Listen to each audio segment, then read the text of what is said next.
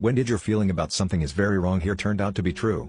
My dad was 6. Dad heard a clap of thunder and immediately told the babysitter to call someone because my dad's been struck by lightning. My grandfather had in fact been struck directly by lightning while playing golf with my grandmother. The electricity entered his shoulder and out his ankle. My grandmother resuscitated my grandfather and he lived to be over 90. My brother and dad lived in a different state, and my brother was in the hospital recovering from an accident.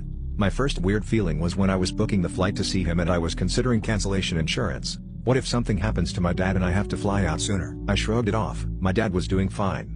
2 weeks later, my brother tells me that my dad was visiting and went home early because he had evidently caught something and wasn't feeling well. I got a really bad feeling and called him. It went to voicemail. He did say he was going to bed early and it was about bedtime for him. I said I heard he wasn't feeling well and wanted to check in, and that I really loved him. I felt weird, but my dad would have been royally pissed if I called 911 to his house because he was under the weather and decided to sleep it off. I decided to wait until the morning.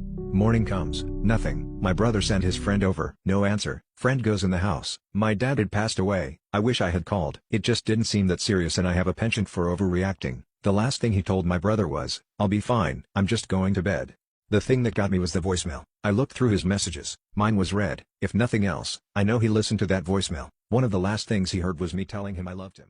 I killed an elderly man in front of his wife and basically his entire family. One night when I was in college I was driving to get some liquor for a party my fraternity was supposed to throw the following night. I was taking a street I was very familiar with to get back to my house. It was dark but the street was lit with street lamps. I remember that I looked at my radio for a second, just a second, not very long at all, but when I looked back up to the road there was a man crossing.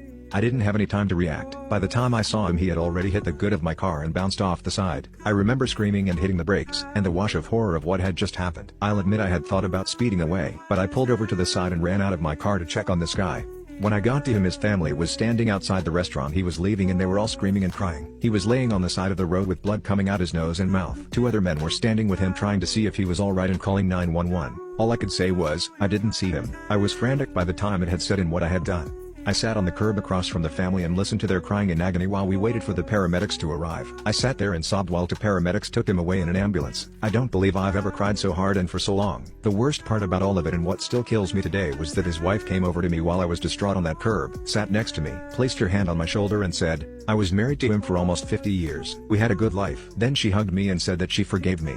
After everything was said and done it was ruled that it was an accident. I wasn't charged with anything and I had one of my friends pick me up from the police station. I went down a dark path the years after that. I drank heavily, dropped out of college in my senior year, and had to move back in with my mother and father because I couldn't hold on to a job. Even tried to end myself with pills. It was a hard road to recovery, which I feel I'm not fully recovered from nor do I feel I ever will be the same. But eventually I got my life back in order, joined up with the Navy and saw a bit of the world, and now I'm on track to go back to college and hopefully finish what I started there. It took almost a decade but I finally start to feel almost whole again. I'm back to hanging with my friends, and actually going out, so maybe there is a light at the end of the tunnel.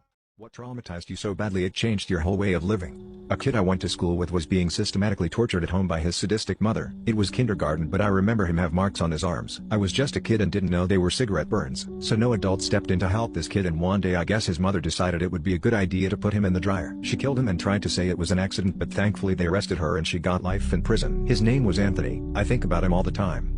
Waking up to my second-story apartment on fire. That was 2 years ago and I haven't slept a full night since. Also my animals always sleep in my room now.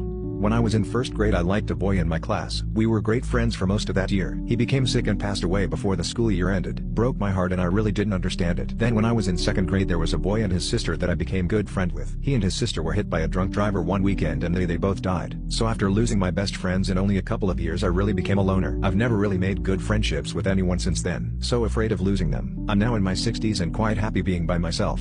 My ex cheating while I was in the house. I could hear, and when I called him out on it, he said, "I didn't think you'd be able to hear." That was 5 years ago. I've been single since, and I don't think I'll ever be in a relationship again.